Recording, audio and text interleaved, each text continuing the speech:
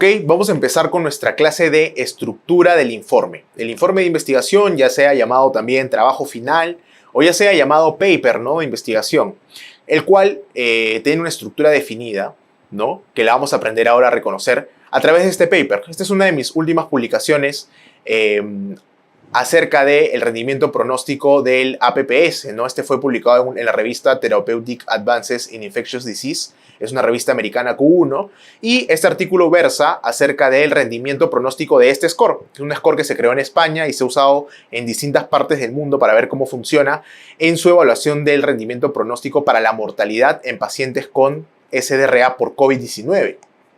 ¿Ok? Este estudio se hizo durante la pandemia, claro está. El score consta de 3 variables: la edad, el PAFI y el plateau pressure. Entonces, ¿cuál es la estructura de este informe? El informe de investigación empieza pues el título y tienes el abstract. El abstract es el resumen del artículo de investigación.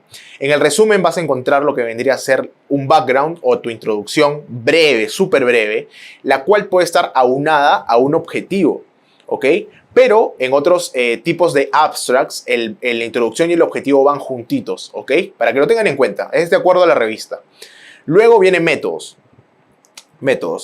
En métodos vas a poder encontrar cuál es el diseño del estudio, cuál fue la variable dependiente, la variable independiente y cómo realizaron al final el análisis de datos, ¿no? Como puedes ver acá, ¿no? El diseño del estudio, una corta retrospectiva en pacientes con ARDS por COVID-19, cómo se diagnosticaron ellos con los criterios de Berlín que fueron admitidos a UCI. Evaluamos el rendimiento pronóstico del APPS usando el área bajo la curva, que era el análisis, y también se hicieron modelos de regresión de Hazard. O sea, tu plan de análisis en resumen. Luego tienes resultados, ¿no? Los resultados de tu estudio, los más importantes, de una manera resumida. Y la conclusión. Muy bien, esto es un abstract. ¿Qué no tiene un abstract? El abstract, como has visto, no tiene una discusión. No te presenta las limitaciones, ¿no? Porque eso lo vas a tener dentro del estudio de investigación. Dentro del paper in extenso, ¿no? Entonces vamos a revisar cada uno de estos apartados, ¿no? Empezamos con la introducción, tenemos luego la metodología, tenemos las tablas, las figuras, ¿no? Resultados, finalmente luego de resultados la discusión y la conclusión, ¿no?, como tal del estudio. Entonces vamos a revisar cada uno de estos apartados para que ustedes puedan tener un conocimiento más amplio de cómo se describe cada uno de ellos y qué es lo que caracteriza los subtítulos o divisiones que pueden encontrar en estos apartados. Muy bien, entonces ahora comenzamos con la teoría en sí. Empezamos con la clase de informe de investigación. Y como tal, tenemos el primer apartado, que es la introducción. ¿Qué vamos a encontrar en la introducción? 3 preguntas clásicas. ¿Qué se sabe? ¿Qué no se sabe? ¿Y cuál es el objetivo del estudio? Por ejemplo, en esta introducción, que es del paper del NLR, es el ratio neutrófilos linfocitos para predecir mortalidad por ictus, que antes llamado ACV, ¿no? Ahora se le dice ictus. Tenemos que decir que es un ictus, ¿no? Pero ¿cómo podemos empezar a redactar una introducción? ¿O qué tiene que tener una introducción? Lo que se sabe. ¿Qué es lo que se sabe acerca del ictus? Como pueden ver en el primer párrafo, cosas súper fáciles. Es la segunda causa de muerte a nivel mundial. Perfecto. Otro dato que te dice, también genera gran discapacidad. Muy bien. Y en contexto nacional, también segunda causa de muerte en general en el Perú, ¿no? Muy bien. ¿Cómo llamamos a esto? Todo esto son datos de epidemiología, ¿no? Epidemiología. ¿Qué es con lo que vas a completar normalmente una introducción de lo que se sabe, ¿no? Buscando literatura. Ahora, ¿qué más podemos decir del ictus? Los factores de riesgo. Muy bien. Factores de riesgo para ictus. Y acá en este segundo párrafo está hablando de cuáles son modificables, cuáles son no modificables, ¿no? Que también hay, como mismo nombre lo menciona, unos exámenes de laboratorio que, si están altos o bajos, podrían predecir una mortalidad por ictus, ¿no? O podrían asociarse a que sucedan estos. En el caso que lo mencionan acá, que se han estudiado a nivel mundial, el NLR y el PLR, ¿no? Ratio neutrófilo linfocito y plaquetas linfocitos, ¿ok? Son ratios, o sea, son divisiones. Con un simple hemograma, ves cuánto salió de neutrófilos, ves cuánto salió de linfocitos y los divides, ¿no? En este estudio, pues, nos salió que un valor mayor a 7.8 predecía mortalidad hasta 3.6 veces más que una persona que no tenía el NLR elevado. Finalmente, puedes hablar de la capacidad pronóstica que se conoce del NLR y el PLR a nivel mundial, ¿no? Que es básicamente lo que quieres hacer en tu estudio. En ese estudio, el objetivo que planteamos, que es el final, era poder medir el rendimiento pronóstico, como se ya había medido en muchísimas partes, se había medido en Asia, se había medido en países anglosajones, ¿no? La probabilidad que tenían estos marcadores diagnóstico, queríamos ver si tenía la misma capacidad pronóstica de mortalidad aquí en el Perú. Ese es básicamente el estudio. Este es el objetivo como tal, ¿no? Capacidad pronóstica del NLR y PLR en el Perú. ¿Por qué? Porque los marcadores funcionan de una manera distinta. No vamos a tener los mismos marcadores que un japonés, que uno que viene de países anglosajones, ¿no? Entonces, por eso siempre cada ratio en específico tiene que validarse antes de poder emplearse al uso. Entonces, entre lo que se sabe y el objetivo tienes que colocar también lo que no se sabe. Y básicamente, lo que no se sabía era cómo funcionaba estos ratios en la población latinoamericana. Y de esa manera justifica que hagas el estudio. Otro que se puede colocar en qué no se sabe es darle un preámbulo a tu objetivo, ¿no? Es decir, no se conocen los factores de riesgo para mortalidad por cáncer urogenital. Entonces, o en Latinoamérica está muy poco estudiado esto, ¿no? O encontrar el vacío. El vacío es la palabra. El vacío o el gap que existe de literatura, en el cual con tu objetivo vas a suplir este. Entonces, de esta manera se comporta una introducción. Pasamos a metodología, y este es un esquema amigable de lo que he dicho, de lo que he podido basarme en mi experiencia y lo que normalmente se muestra en los papers, de cómo se clasifica una metodología, cuáles son los subtítulos importantes que tiene que tener una metodología. Para empezar, diseño y contexto. ¿Qué ponemos acá, Doc? A ver, en diseño tienes que poner si tu estudio es observacional o es experimental. Lo primero, observacional, ya sabes que no manipulas la variable dependiente, no manipulas a la población, y en el observacional, y en el experimental sí manipulas a la población, o sí interfieres dándole cierto medicamento, dándole cierto tipo de procedimiento o técnicas, etc. ¿Listo? Entonces tienes que poner luego si es observacional o transversal. Si es observacional, qué tipo de estudio es, ¿no? Un transversal, un cohorte, un caso control. Si es experimental, tienes que poner, pues, si es un clinical trial, ¿no? Y el contexto básicamente habla de la sede de estudio, ¿no? Que, por ejemplo, en dónde vas a realizar y por qué vas a realizar ahí tu investigación. De una manera súper breve. ¿Listo? Ese es diseño y contexto. Luego tenemos población, muestra y muestreo, en donde claramente vas a definir tu población y a su vez vas a tener la muestra, que es el cálculo muestral, ¿no? Cuántas personas necesitabas para tu estudio, y el muestreo, ¿no? Si es probabilístico, si es no probabilístico. Y algo muy importante que vamos a tener acá son los criterios de selección. En los criterios de selección sabemos que tenemos los criterios de inclusión y los criterios de exclusión. Una regla muy importante.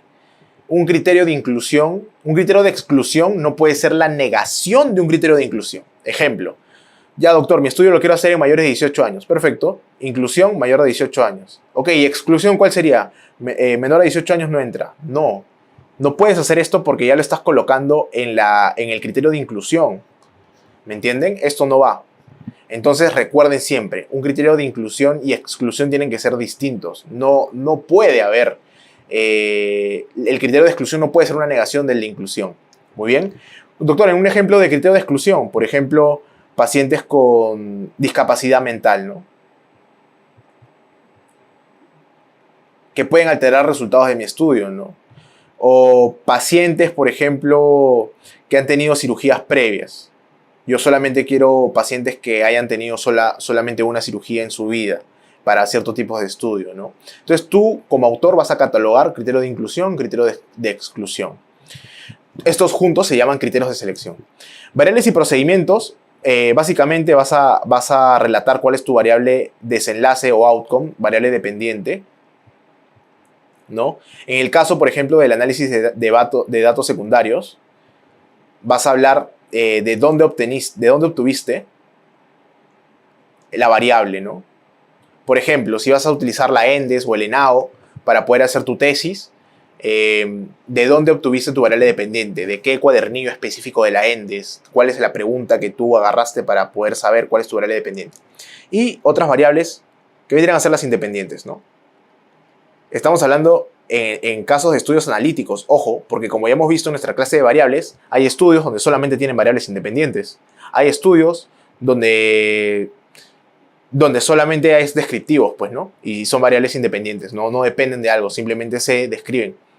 Entonces, no todos los estudios que se publican tienen asociación o son para asociar, sino también puede ser para validar scores, por ejemplo. Análisis estadístico, súper fácil, ¿no? Van a empezar hablando acerca del procedimiento de recolección de datos, como el control de datos,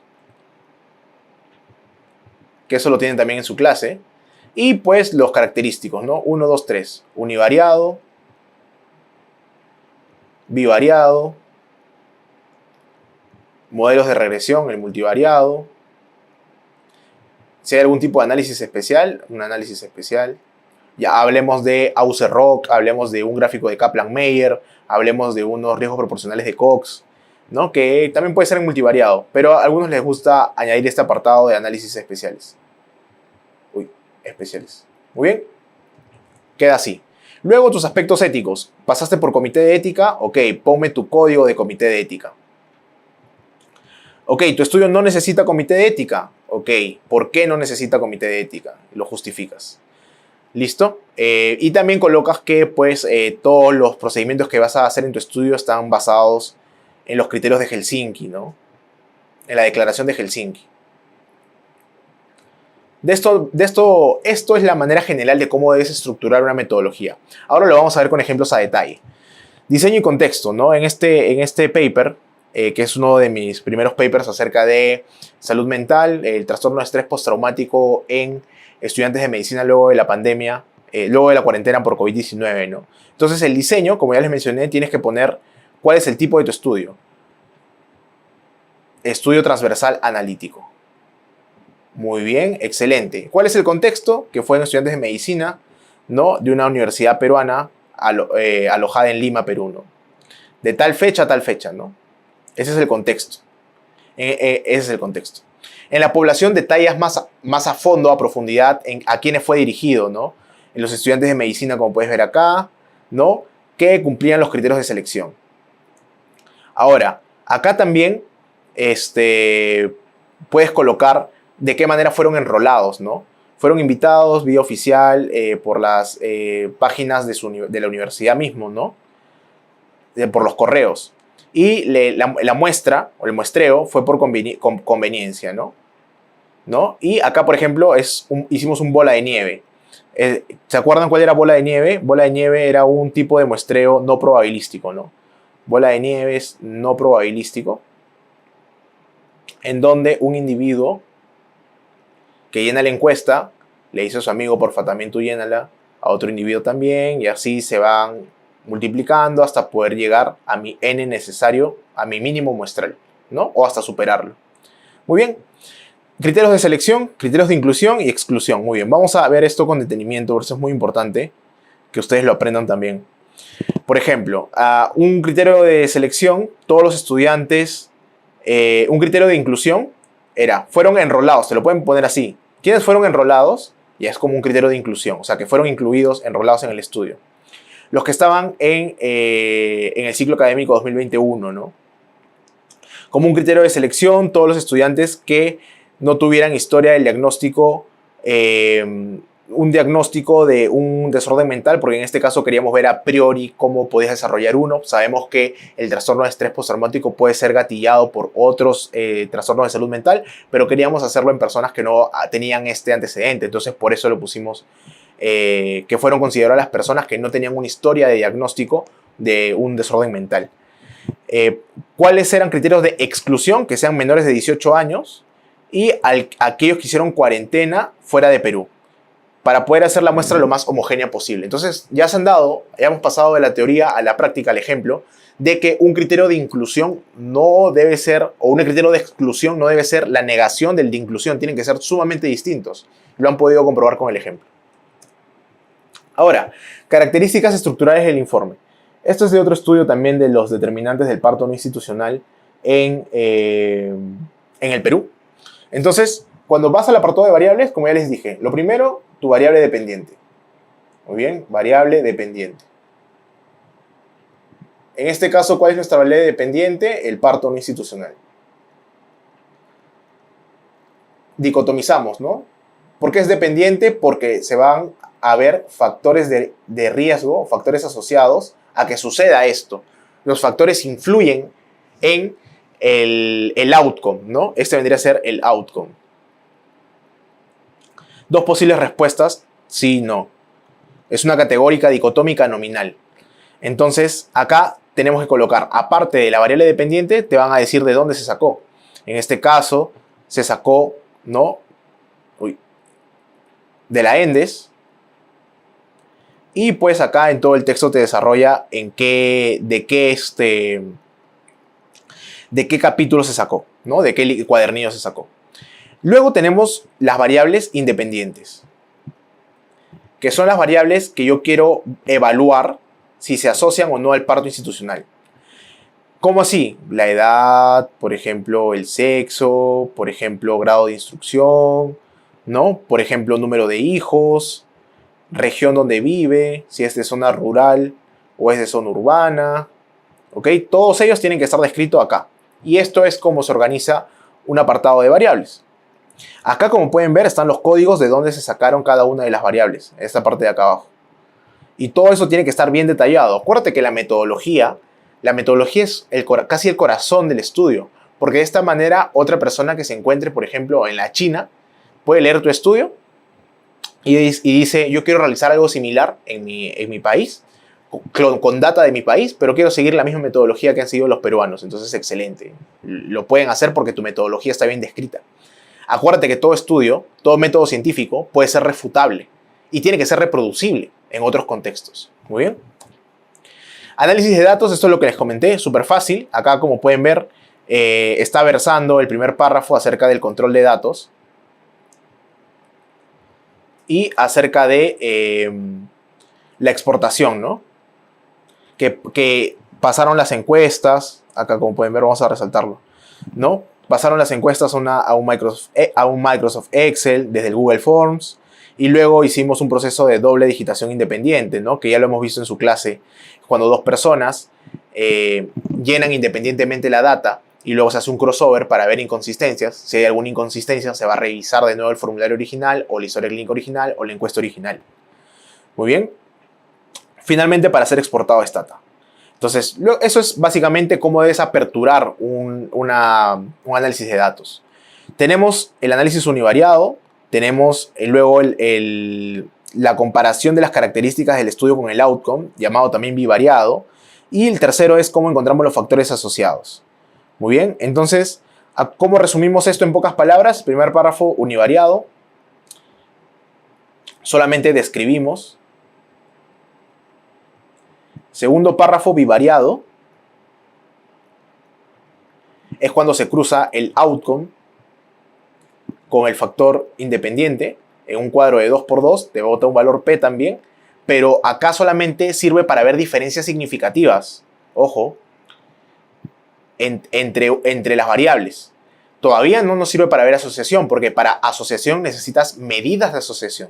¿Cómo qué? Por ejemplo, si tienes un outcome numérico, son los coeficientes beta, ¿no? Pero los más conocidos son riesgo relativo, el odds ratio, el prevalence ratio, derivado del riesgo relativo, acuérdense, el hazard ratio cuando tienes un tiempo evento, ¿ok? Para eso te sirve el multivariado, es el último párrafo, ¿no? Para poder ya encontrar los factores asociados.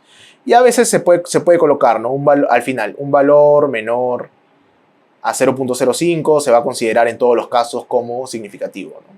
Muy bien, así se organiza un análisis de datos. Ética súper fácil, como pueden ver acá, de este estudio se realizó, pasó el Comité de Ética de la Clínica San Pablo, ¿no? No hay cherry, eso es lo que está en el paper, y también el Comité de Ética del UPC, ¿no? mi alma mater. Entonces, posterior a ello, también fue registrado el protocolo en PRISA, que PRISA puede ser una plataforma cuando hacías tus estudios de COVID, tenían que estar todos registrados ahí. Muy bien. Y también que seguimos en las guías internacionales de Strouf. Como ya van a poder ver en metodología o aspectos metodológicos de la publicación, van a ver que cada tipo de estudio tiene una guía específica para poder seguir la redacción. En este caso, Strouf, como es una cohorte, pues aplica, ¿no? Muy bien. Entonces, esto es lo que hicimos en ética, ¿no? Tenemos otros casos donde no necesitamos ética, como por ejemplo cuando haces estudios de la ENDE, de bases de datos secundaria, ¿no? ENDES, ENAO, que son bases de datos públicas, ¿no? Entonces ahí simplemente colocas que estás exonerado y que está libremente en el link que puedes poner a continuación, ¿no?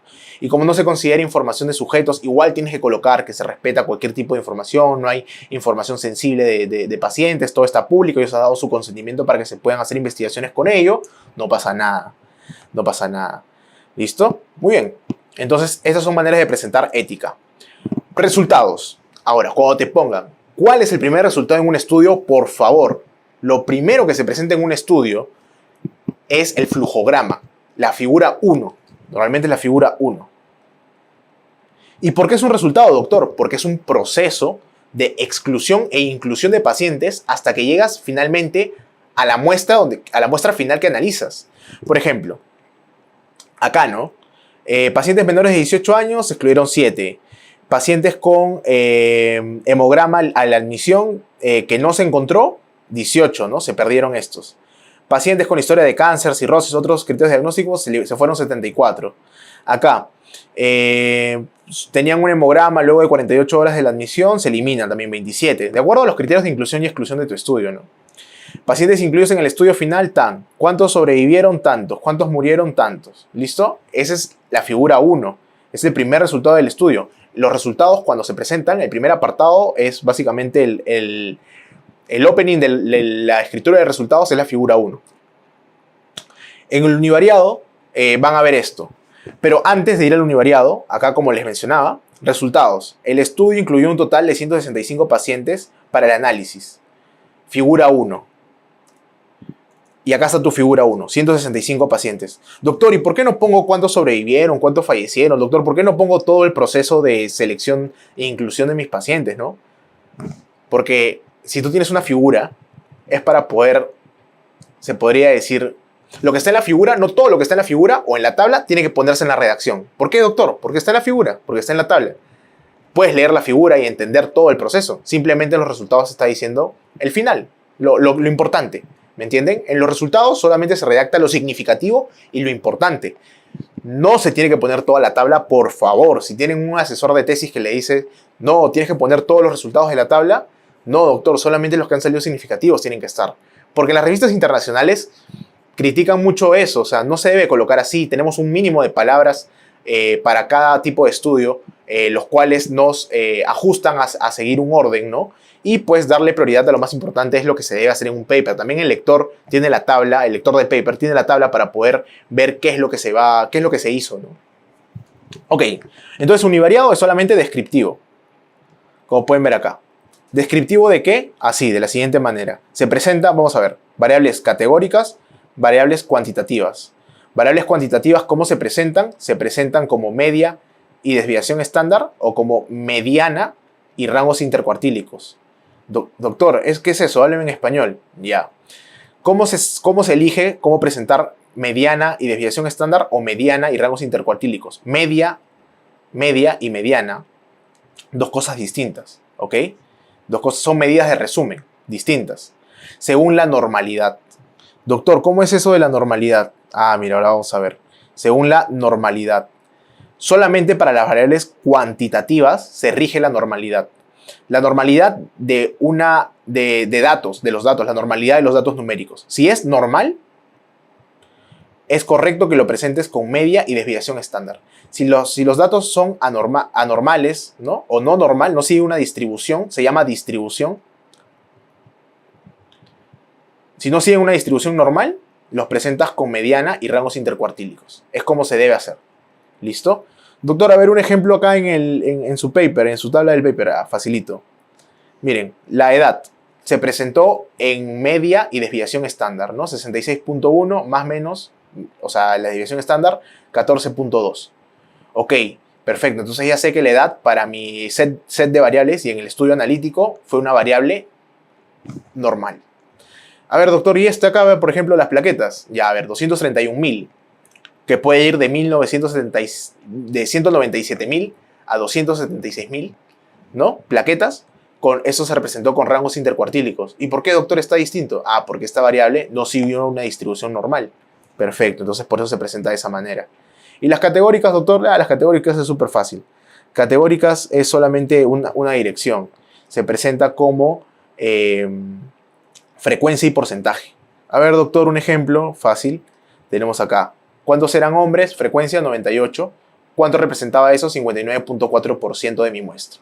Y perfecto, y así, mira, puedes entender toda la tabla. Ahora ya puedes leer papers.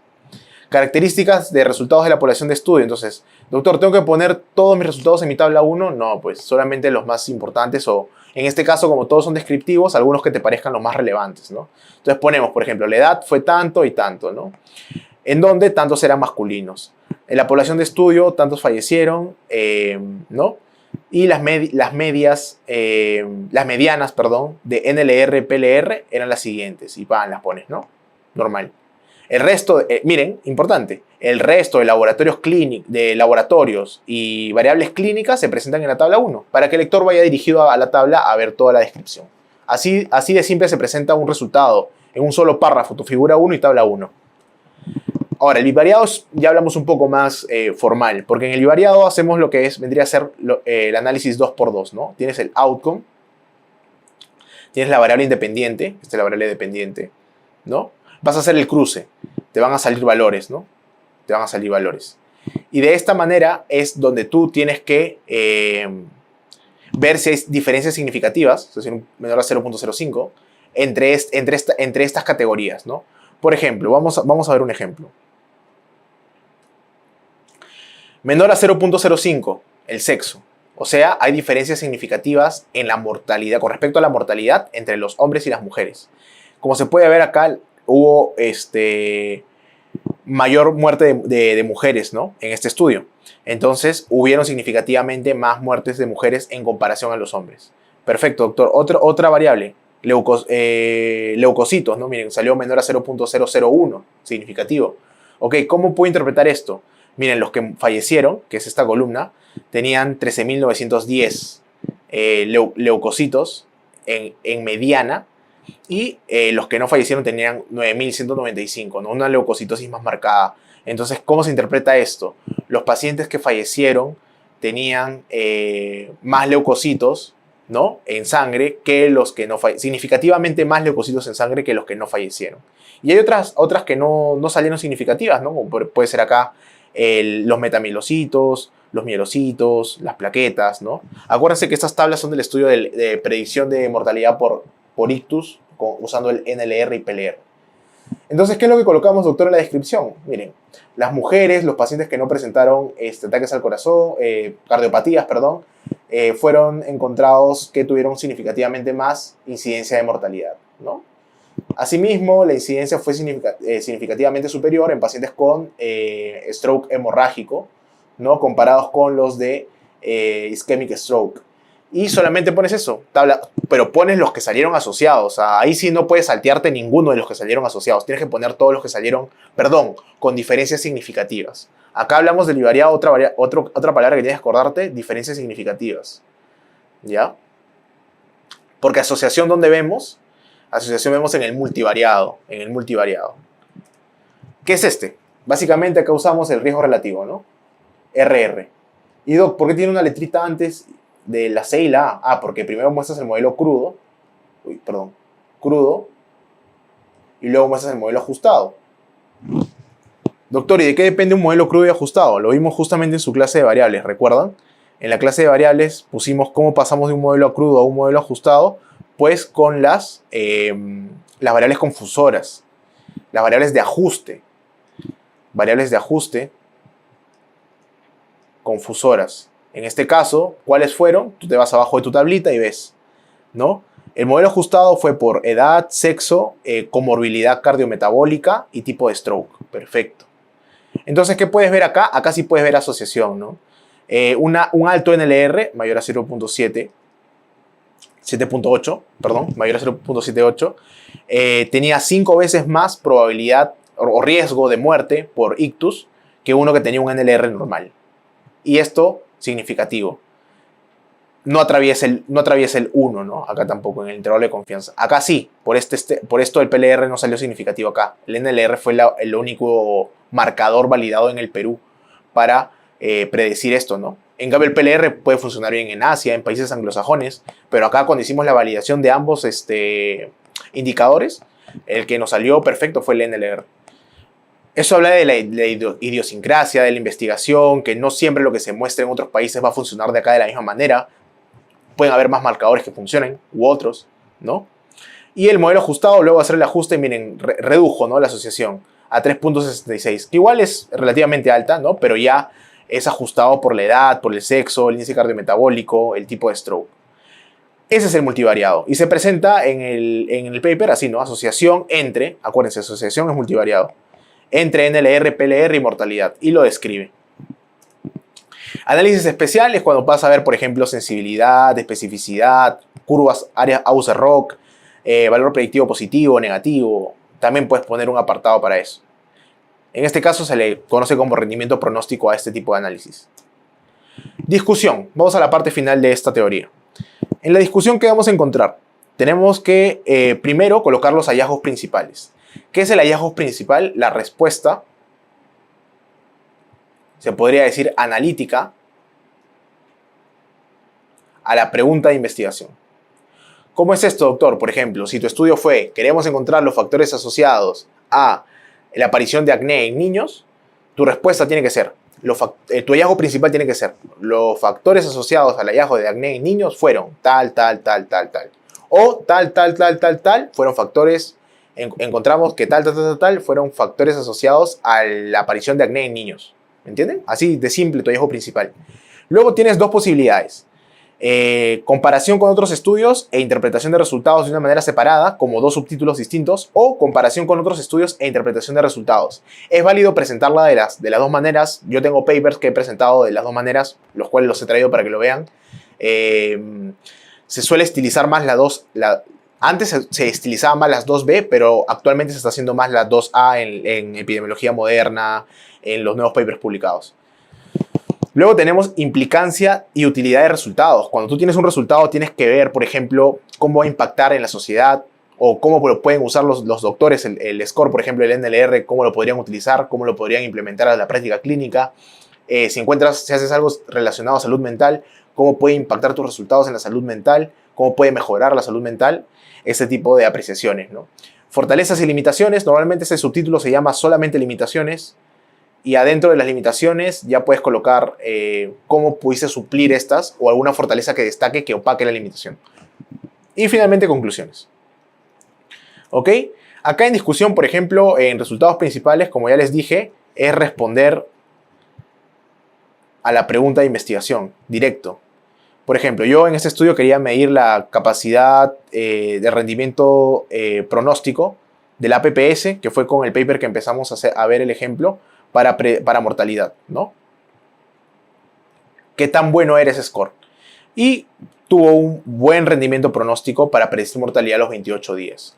Entonces, respondí a mi pregunta, ¿no? Perfecto. Y se puede colocar algún otro algún otro resultado importante, ¿no? Por ejemplo, se observó que el APPS score, mientras más aumentaba, pues acumulaba más ratios de decesos, pues, ¿no? Si tenías un APPS más alto, tenías más probabilidad de morir. Listo. Y comparación con otros estudios, ¿cómo es? ¿No? Si ya tengo este resultado, es del mismo estudio, por si acaso. Si ya tengo este resultado, tengo que ver cómo sucedió en otros países, ¿no? Entonces, por ejemplo, acá lo estoy comparando con Corea, con Holanda, y bueno, supongo que en Latinoamérica no se ha hecho el estudio, ¿no? Entonces, Wang fue uno de ellos que realizó este estudio en su país, Voss también y Villar también. Villar lo realizó en España. Él es el que hizo el original, él inventó el score. Y Juan, ¿no? En un país asiático también. Entonces, ¿qué es lo que tenemos que ver acá? Básicamente, cuál fue la capacidad pronóstica en los distintos países. Es lo que estamos comparando. Acá no estamos interpretando ningún tipo de resultado todavía. Acá solamente estamos poniendo, ok, pero a Juan le salió esto, a vos le salió esto, a Villar le salió esto, y a Juan le salió esto. Entonces, estamos simplemente comparando con otros estudios, todavía ni siquiera interpretando.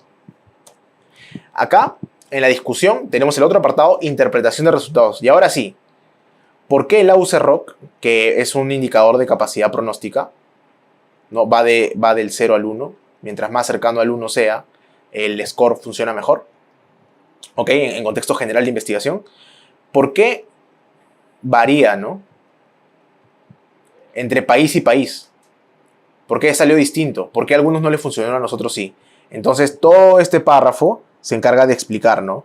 Hay factores proinflamatorios, quizás hay factores raciales, ¿no? Entre las distintas razas, ¿no? Para poder interpretar esto, ¿no? Y un montón de otras apreciaciones de por qué podría variar el APPS, la capacidad pronóstica del APPS en distintos países. Tenemos acá otro ejemplo donde se hace comparación de resultados con interpretación de resultados juntos. Vamos a ver, esto es del estudio de partos no institucionales, factores asociados al parto no institucional. Una mujer que reside en área rural tenía 2 veces más probabilidad de tener un parto no institucional. Ok, eso es mi resultado. Y luego vengo a detallar, a comparar con otros estudios. Este estudio es consistente con lo encontrado con Siddiqui, Yaya y Palamunelli. Estos son estudios en África. En África se ha estudiado bastante el parto no institucional. Que reportaron que la mujer embarazada, que vive en áreas rurales, era menos probable. O sea, está alineado a mi resultado. Entonces, eso es perfecto. Luego pongo, estudios en la última década, dirigidos en África y Asia, también revelaron una alta probabilidad de gestantes, ¿no? Entonces, acá, este fenómeno puede ser explicado. Esa es la interpretación de mi resultado. Y acá lo estoy haciendo junto, ¿no? ¿Por qué? Por la presencia de accesos a barreras de acceso, ¿no? Como la ausencia de un centro de salud cercano, la mayor distancia que tiene el área rural y los hospitales grandes, ¿no? Carreteras en malas condiciones, falta de ambulancias, ¿ok? Y también hablamos de las costumbres tradicionales que tienen en los pueblos, ¿no? Que es más común en las áreas rurales del Perú, como ser atendido por parteras, ¿no?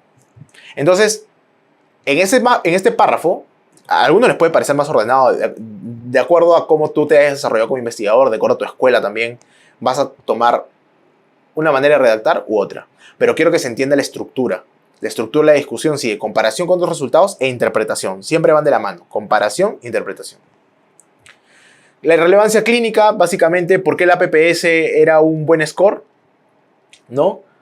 Uno, porque comparado con el Apache, comparado con el SAPS-2 que se usa en UCI, solamente, que el Apache 2 y el SAPS contenían 13, 15 variables, solamente tenía 3 variables, ¿no? La edad, el PAFI, ¿no? Y lo que vendría a ser el plateau pressure. Más fácil de usar. ¿Listo? Simpleza es una característica, un punto a favor. La categorización que tenía el leve, moderado, severo. ¿Para qué iba a servirle al intensivista? Para poder ver a los severos, darles una atención más crítica, por así decirlo, en ese momento, ¿no? Porque sabía que tenía más probabilidad de muerte. Otro es mucho más exacto cuando el luciólogo salía a dar la noticia al paciente. Su familiar ha sacado tanto en el puntaje del APPS, un score validado para predecir mortalidad a los 28 días. Tiene 16% de probabilidades que se mueran. Y ya no está en la incertidumbre de decirle al familiar o angustiar al familiar y decirle como que no sabemos si va a sobrevivir o no va a sobrevivir. Ya tienes algo más exacto, más objetivo. Entonces, esta es la manera de cómo presentar relevancias clínicas, ¿no? Por ejemplo, la precisa selección de pacientes, objetivos refinados de poder ajustar terapéutica, ¿no? Ajuste terapéutico. Muy bien. Entonces, de acuerdo al tipo de estudio, se presenta así. Limitaciones. Tenemos acerca del diseño de estudio y de sesgos. El diseño de estudio, causalidad. Un estudio transversal, por ejemplo, ya hemos hablado de tipos de estudio, no me va a expresar causalidad. ¿Ok? Pero me va a presentar una asociación ínfima, por así decirlo. En niveles de asociación. ¿Y qué te puede presentar, doctor, una asociación más potente? Ah, bueno, un caso control. ¿Y qué más que un caso control? Ah, bueno, una corte. Ya, doctor, ¿y qué más que una corte? Ah, bueno, un clinical trial. Hablando que estos son observacionales y este ya es experimental, ¿no? Un clinical trial. Ok, ¿pero eso te sigue expresando causalidad? No, pero sí mayor nivel de evidencia. Causalidad, se tienen que cumplir los criterios de Bradford-Hill. De Bradford-Hill, que son básicamente entre 10 y 12 criterios de Bradford-Hill que te van a expresar causalidad, porque tiene que ser comprobado en el tiempo. Por ejemplo, usar vapes, ¿no? Cigarrillos electrónicos, causa EPOC. Ok, tiene que validarse en distintos países la información. No basta solamente con un estudio realizado en Perú, por ejemplo, que demuestra asociación entre esto para que esto sea considerado como causa directa. Tiene que ser validado en Japón, no sé, por ejemplo, en España, en Italia, en Estados Unidos, y cumplir otros criterios más para poder decir finalmente, ah, ok, sí es una causa. Como por ejemplo fumar y el cáncer de pulmón, ¿no? Que sabemos que es una causa. Pero eso no se hizo solamente con un estudio, eso tuvieron que validarlo en el tiempo y comprobarlo de distintas maneras. Entonces, la causalidad es una limitación. Mientras tú, por ejemplo, haces un estudio de cohortes, un estudio transversal, tienes que colocar explícitamente. Tenemos un sesgo de diseño de estudio de causalidad debido a que los resultados que presentamos pueden ser asociaciones tanto causales como no causales, tienen que ser comprobadas con más estudios. ¿Me entiendes? Confusión. Básicamente las variables de confusión, ¿no? Confusión. Que pueden haber otras variables que no has estudiado en el estudio que pueden generar el incremento o la disminución de la asociación que has encontrado y que en próximos estudios probablemente puedan medirlo. Sesgo de selección, cuando es no probabilístico, ¿no? Cuando no todos los participantes tienen la misma posibilidad de ser elegidos. Eso es un sesgo de selección, por ejemplo, en los estudios que no son aleatorizados. ¿Cómo controlas el sesgo de selección? Aleatorizando. Esa es pregunta de examen. ¿Cómo controlas el sesgo de selección? Aleatorizando.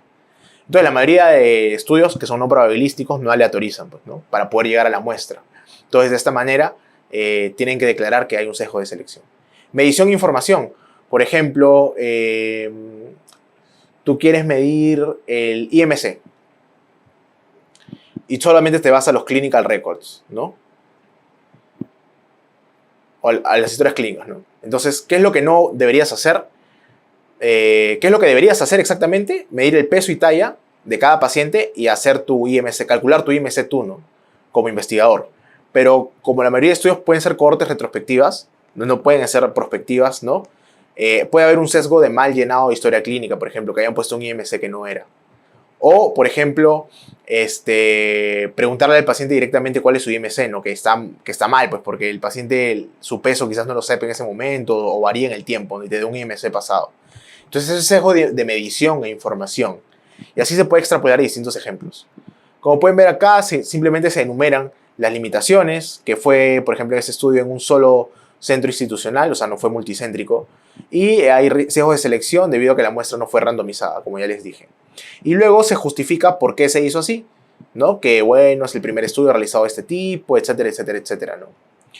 Segundo, no todos los clinical records tenían la plateau pressure a las 24 horas que eran necesarias para el score. Si no, se tomaron lo más próximo. Eso es un sesgo de medición, por ejemplo. Porque el score original te pide que el plateau pressure sea a las 24 horas. Entonces, si tú no tenías a las 24 horas, para no perder muestras, se podría agarrar lo más próximo a 24 horas. Pero se tiene que declarar. ¿Y en dónde lo declaras? En limitaciones. Sí se usaron todas las variables correspondientes, porque también puedes poner fortalezas, ¿no? A diferencia de otros estudios, cuando hicieron el APPS, a veces no podían incluir la plateau pressure, que era una variable de ventilación mecánica, y lo cambiaron por la presión máxima, el Pmax. Y eso está mal porque desnaturaliza el score. Pero algunos intensivistas decían que pues, funcionaba análogamente y lo usaron como reemplazo en algunas de las validaciones internacionales que hicieron. Pero nosotros, acá en Perú, se hizo tal cual el original. Esa fortaleza la tienes que colocar, por ejemplo, ¿no? Y solamente usamos como etiología el COVID-19, ¿no? Porque tú sabes que el síndrome de distrés respiratorio del adulto puede ser causado por distintas causas, por pancreatitis fulminante, por trauma directo torácico, por sepsis, ¿no? No solamente una neumonía. Y bueno, al final pues, puedes proponer algunos estudios multicéntricos en Latinoamérica, algunas otras indicaciones a futuro, ¿no? Pero eso más se puede hacer también en conclusiones. Finalmente, la conclusión tiene que ser la respuesta también al objetivo, directa. Si mi objetivo fue determinar los factores asociados a aprobar el examen de SERUMS, tengo que poner, ver todos los videos del capítulo de investigación. Gestión en salud. Tener un ponderado mayor a 14.5 en pregrado son factores asociados a aprobar el examen del ENCAPS, por ejemplo, del Ministerio de Salud. Tiene que ser directo. Como acá, por ejemplo, el APPS demostró tener un buen rendimiento pronóstico para predecir mortalidad a los 28 días en pacientes con COVID. Directo. Y, claro, esta capacidad pronóstica del APPS varía entre poblaciones y puede variar también dependiendo de la causa de ARTS. Así breve, corta y al pie, como se dice en el fútbol, ¿no? Entonces, de esta manera cierras tu paper. Muy bien, esas han sido todas las características del informe. Espero que les haya agradado la clase del informe de investigación y puedan responder todas sus preguntas en el ENCAPS.